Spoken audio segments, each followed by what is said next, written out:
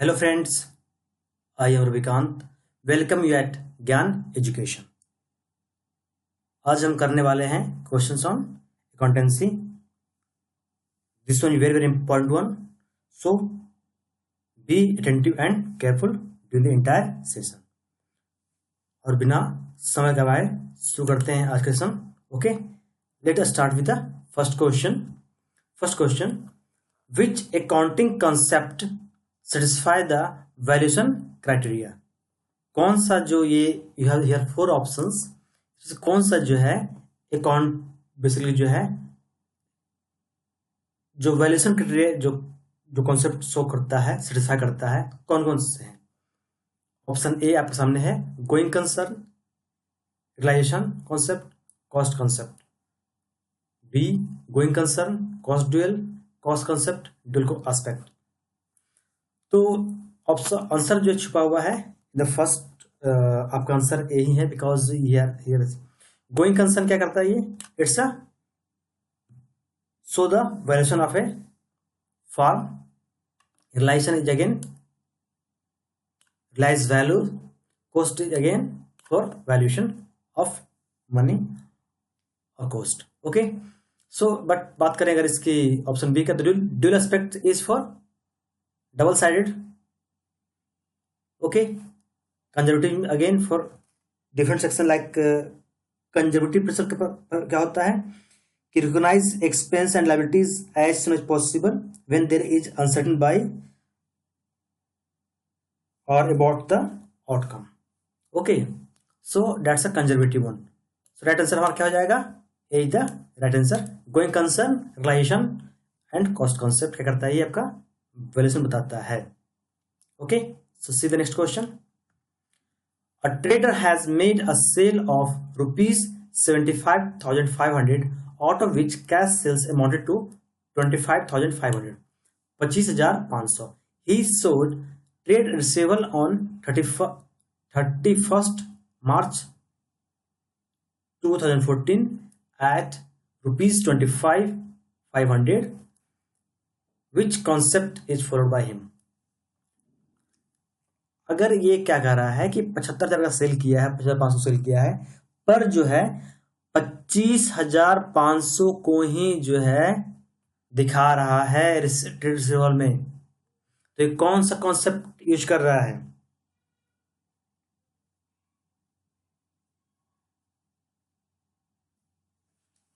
ये यूज कर रहा है कौन सा concept? Using accrual concept. Okay, तो इक्वल कॉन्सेप्ट क्या होता है?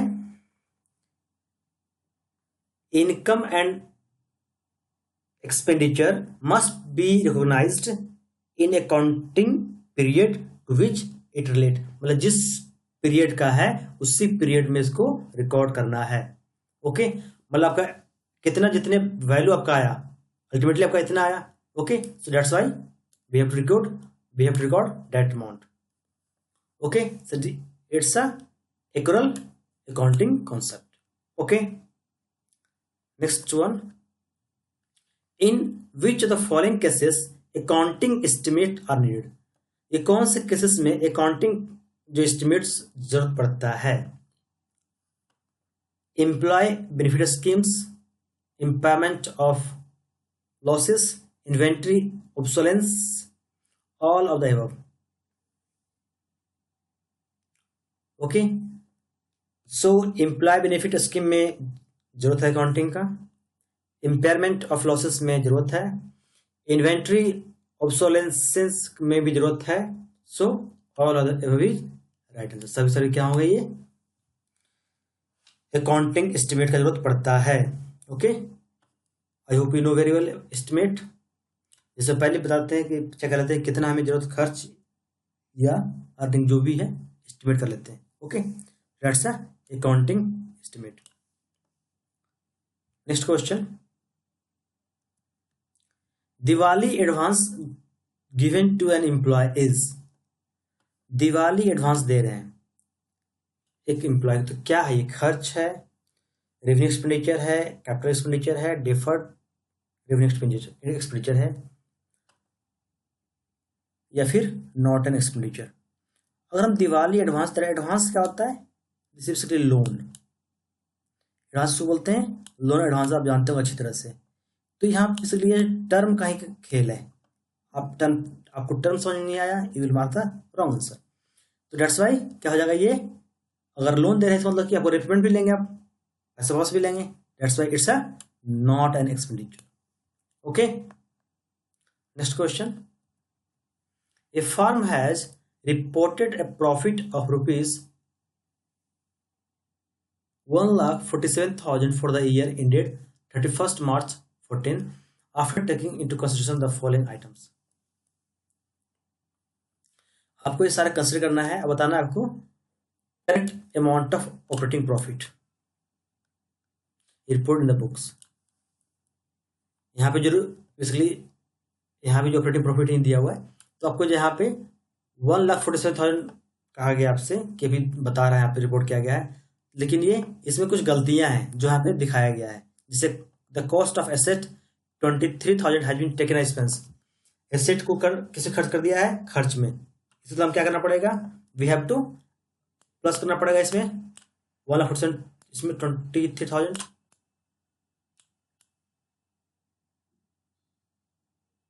ओके, तो आगे यहाँ पे 1,70,000 आ गया यहाँ से, 1,70,000 आ जाएगा यहाँ से, है ना। अब कर रहा है आपका next, salary of 7,000 outstanding for the year has not taken into account. हमने पहला इसको किया, सेकंड हम इसको देख रहे हैं सैलरी वाले को, इसको अकाउंट में नॉट टेकन इनटू अकाउंट, ठीक है। इसका मतलब क्या, हमें क्या करना पड़ेगा इसको, we have to minus this amount rupees 7,000 यहां से माइनस कर देंगे, क्या जाएगा हमारे पास 160,000। इसके बाद क्या कहते हैं, a firm anticipated profit of rupees 12,000 on the sale of an old furniture. जो पुराना फर्नीचर बेचकर 12,000 कमाया, we have to minus this one,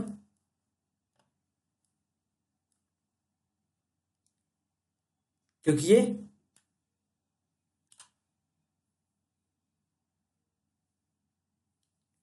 old furniture का कमाया था, है ना। तो we have to minus this one 12,000 will got here 1,51,000। Okay, next last line अगर बात करते हैं, ये थर्ड आपका हो गया, थर्ड पॉइंट। फोर्थ पॉइंट देखते हैं, an asset of 85,000 by purchased for 70, मतलब 85,000 का सामान 75,000 खरीदा गया, बट रिकॉर्ड किया गया जो है बुक्स में 85,000, तो कोई फर्क पड़ा नहीं, इट्स नॉट एनी चेंज, हमारे बुक का फर्क पड़ेगा नहीं। तो इसका आंसर क्या हो जाएगा, बी दैट आंसर। तो कितना हो जाएगा, profit is 1,51,000। The process of recording financial data up to trial balance is, इस प्रोसेस का क्या बोलते हैं, that process called bookkeeping. Okay, bookkeeping क्या है, a process of recording financial data up to a trial balance. Next question, Rohit carrying on real estate business, मतलब रोहित जो है रियल एस्टेट बिजनेस करता है और sold a piece of land for 4 crore. Okay, 4 crore land इसने बेचा, जो खरीदा था, कॉस्ट रियल में कॉस्ट था वो था 3.5 crore. Then the type of receipt is nature and profit on sale is, क्या होगा ये, कैपिटल में जाएगा, रेवेन्यू जाएगा, किस में जाएगा, ये जाएगा आपका रेवेन्यू में, क्योंकि ये जो है रोहित का काम ही है रियल एस्टेट का, वो जमीन खरीद बिक्री काम ही करता है, इट्स रेवेन्यू में जाएगा। ओके, और ट्रांसफर कर दिया जाएगा प्रॉफिट एंड लॉस अकाउंट। अगर ये नहीं होता, नहीं करता, तो क्या कहा जाता, ये कैपिटल एंड रिजर्व में चला जाता। Okay,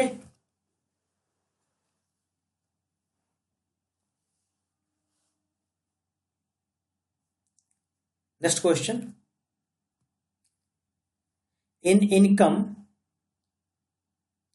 measurement and recognition of asset and liability, which of the following concept goes together? जैसे इनकम जो है, measurement and recognition of asset, measurement and recognition of asset liabilities, तो कौन सा जो है कॉन्सेप्ट जो है साथ चलते हैं, concept goes together, question number 8 का। तो इसके बात करेगा तो measurement recognition of asset and liabilities का, तो पीरियोडिसिटी, एक्यूरल एंड मैचिंग, ये तीनों क्या चलते हैं, goes together. Okay, for measurement and recognition of asset and liabilities.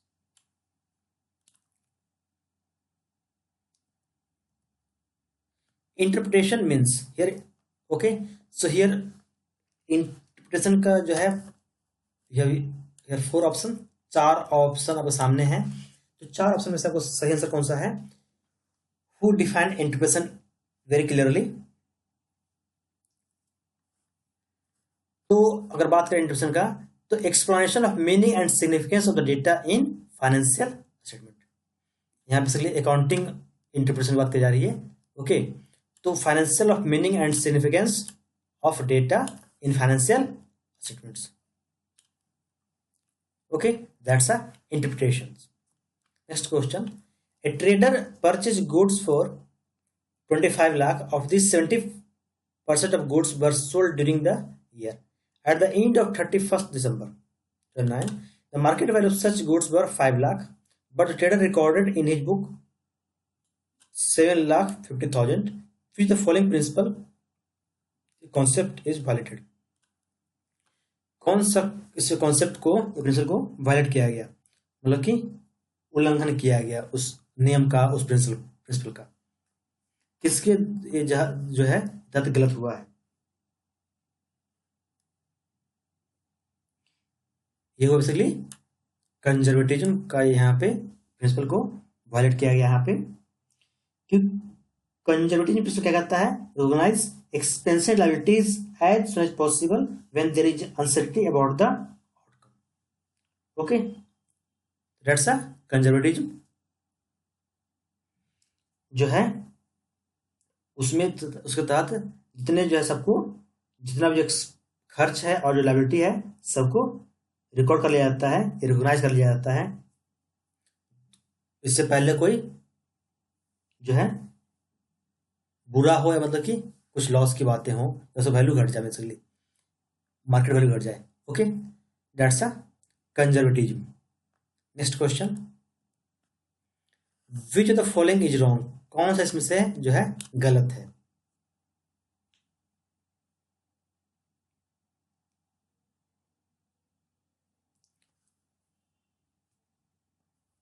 All real and personal accounts are transferred to the balance sheet. Nominal accounts are transferred to PL account. Each account is opened separately in ledger. Rent is a personal account. Outstanding rent is a nominal account. It's wrong. Outstanding rent क्या होता है? भी it's a personal account होता है। Prepaid rent है, it's again a personal account. Okay, so D is wrong. ये क्या होगा आपका? ये पर्सनल अकाउंट होगा।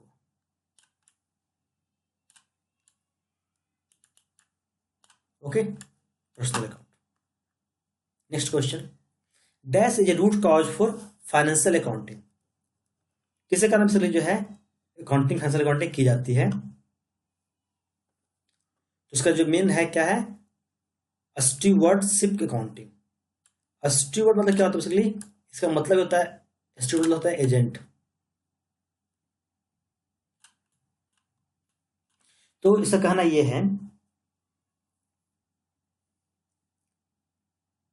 कि कोई भी जैसे बिजनेस है, फर्म है, वहां पे, और जो जरूरी नहीं कि ऑनर ही करे, उसे जब कोई उसके बिहाफ पे कोई कर सकता है, या फिर कोई एजेंट करेगा। दैट्स वाई स्टीवर्डशिप अकाउंटिंग जो है मेन कॉज है for financial accounting. If nothing is given in the financial statement about the 3 accounting assumption, then it is to be treated as 3 accounting assumption. क्या होते हैं? आपको यूनिवेरिएबल के 3 condition basically mainly कौन कौन है? Going concern, equal and consistency. Okay, nothing nothing is given, कुछ भी नहीं दिया हुआ है, देन क्या ट्रीट करेंगे इसको? मतलब इसको एज्यूम किया जाता है कि ये सारे तीनों तीनों फॉलो किए जाएंगे। अगर नहीं दिया हो फिर भी, तभी जो तीनों तीनों फॉलो किए जाएंगे, going concern, equal and consistency. Okay, next question, the proprietor of business is treated as creator. जो बिजनेस का प्रोप्राइटर है उसको हम क्या करते हैं? Treated as creator for the capital introduce by him, क्योंकि उसने बिजनेस को जो क्या दिया है, एक तरह का उधार दिया है। क्यों दिया है, मतलब कि ऐसा क्यों माना जाता है? क्योंकि बिजनेस जो होती है वो एक सेपरेट एंटिटी है, मालिक से अलग एंटिटी है बिजनेस से। मतलब बिजनेस ने उधार लिया है मालिक से और बिजनेस को पैसा लौटाना है। इसे बेसिकली कॉन्सेप्ट यही है, that's a separate entity concept. Okay, तो D the right answer. Next question, fixed assets are held by business for converting into cash, generating revenue, resale, none of the above. कौन सा answer होगा? Question 15।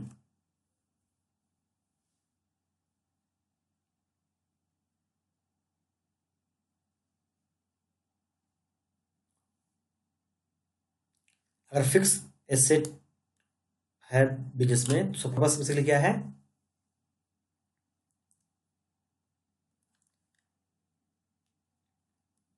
क्योंकि रखा जाता है, जैसे machines हो गए और जो भी चीजें हैं, फर्नीचर हैं, इससे मिले पर्पस क्या होता है? Generating revenue.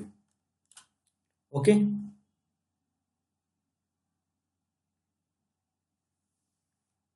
जैसे मशीन लेकर आए तो मशीन से कुछ बनाएंगे तो हम रेवेन्यू जनरेट कर पाएंगे। Which accounting concept specify the practice of creating closing stock to the trading account? कौन सा स्पेसिफाई करता है closing stock to trading account?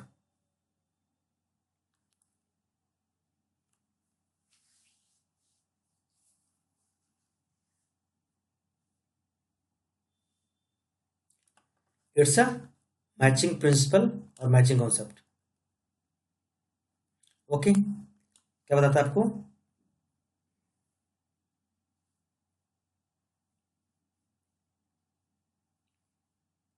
इसलिए जो है आपका कि जो जितना भी लास्ट में रहा था उसको इसलिए उसको क्रिएट कर दिया जाएगा।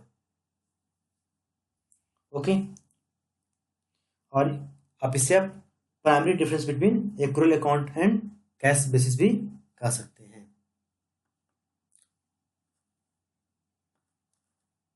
जितना भी क्लोजिंग स्टॉक था उसको हम क्या कर देंगे? इसको क्रिएट कर देंगे trading account. Okay,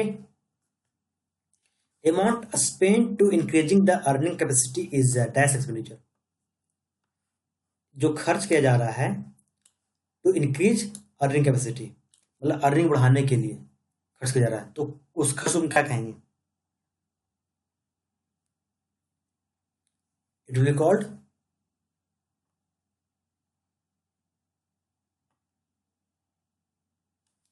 capital expenditure. Okay, क्या कहा जाएगा? ये कैपिटल एक्सपेंडिचर। क्योंकि जहां से बात हम कैपिटल में खर्च करते हैं तो हमारा जैसे बिजनेस को बढ़ाएंगे, मशीनें नहीं लेके आएंगे, बिजनेस को और बड़ा करेंगे, तभी तुम्हारा इनकम रेवेन्यू बढ़ेगा। पहले बस एक मशीन था, तुम 100 गुड्स बना रहे थे, एक मशीन और लेके आएंगे तो 100 गुड्स और बनेगा। That's why it's a capital expenditure. Change in the capital account of proprietor में अकर ड्यू टू। अगर हम बात करते हैं प्रोप्राइटर के, अगर चेंज आता है in the capital account of proprietor, तो क्यों हो सकता है चेंज? ये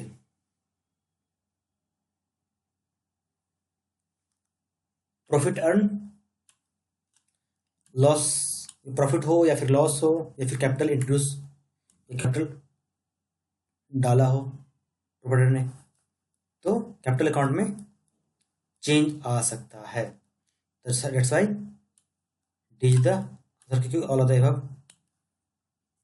okay, reason for change in capital account of provident. Okay,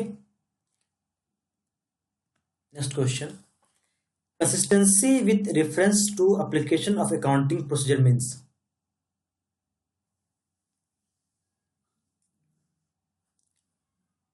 consistency with reference to application of accounting procedure, क्या इसका मतलब है? कंसिस्टेंसी, कंसिस्टेंट मतलब समझते हैं आप लोग कि कंसिस्टेंट होना मतलब एक जैसा लगातार चलते रहना, ये नहीं कभी बहुत ज्यादा अप्स एंड डाउन नहीं है, कंसिस्टेंट है। Okay, consistent performance, like M S Dhoni. Cricket में एम एस धोनी क्या करते हैं? लेजेंड इसलिए कहा जाता है उनको आज क्योंकि वो he give a consistent performance. At present time Virat Kohli. Okay, that's why, तो दैट्स अ कंसिस्टेंसी। तो यहाँ पे जो आप यहाँ पे कर लेंगे कि accounting methods and procedures shall be followed uniform basis year after year. तो यहाँ पे जो आपका जो मेथड्स है, जो प्रोसीजर्स है, वो हम यूनिफॉर्म बेसिस पे उसको अप्लाई करते रहेंगे, ये नहीं कि नेक्स्ट ईयर चेंज कर देंगे तो हमें उससे बिजनेस को असर पड़ेगा। ओके, लेट्स बी कंसिस्टेंसी होनी चाहिए। Okay, next one, if one of the car purchased bye A car dealer is used for business purpose, खरीदा तो है पर वो बिजनेस पर्पस के लिए यूज करेगा, इंस्टीड ऑफ रीसेल मतलब द्वारा बेचेगा नहीं वो, then it should be record by, तो कहाँ रिकॉर्ड किया जाएगा इसको?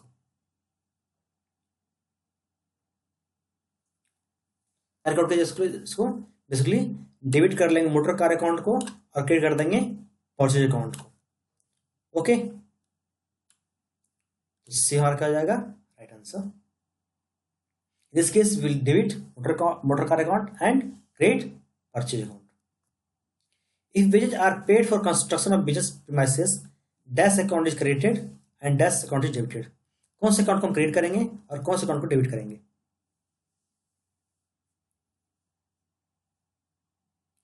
हम क्या करेंगे? हमें बेच पे करना है तो पैसा चाहिए हमें, तो कैश को कर दें क्रेडिट, कैश अकाउंट को हम क्या कर दें क्रेडिट, मतलब कैश अकाउंट में पैसे डाल देंगे और प्रीमाइसेस अकाउंट को हम डेबिट कर लेंगे। ओके, इसको क्या कर लेंगे? इसको हम डेबिट कर लेंगे।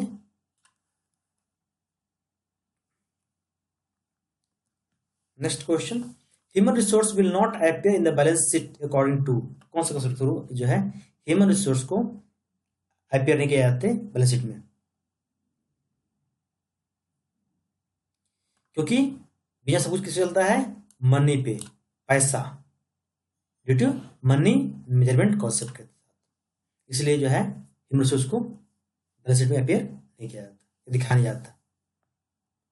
Okay friends, see you in the next video very soon. If you have any doubts or any complaint, write down in comment box. See you in next video.